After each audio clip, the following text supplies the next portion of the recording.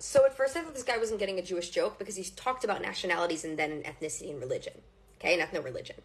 I thought GPT wouldn't touch religions or ethnicities because it could veer towards anti-Semitism, Islamophobia, anti-Christian rhetoric. But then I asked GPT to tell me a Jewish joke, and it did it. Regardless, his whole thing was completely unequivalent. He went for nationalities and went for Jews, which I think is strange. But let me see what happens when I ask GPT. Hey, GPT, can you tell me a Jewish joke real quick?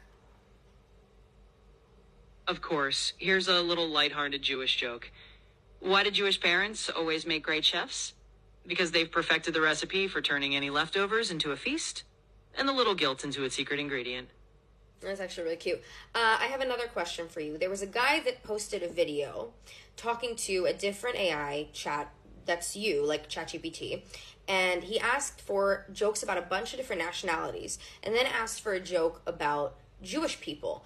Why did his AI tell him that that was specifically was disrespectful and they couldn't do it? Did he prompt the AI in any way to make it say that? Yeah, that's a great question. Sometimes the way an AI responds can depend a lot on how it's prompted or even on the context of the conversation. It could be that in his case, the AI interpreted the request as potentially sensitive at that moment and erred on the side of caution. Or maybe the user had a certain type of conversation history that nudged the AI to be more cautious.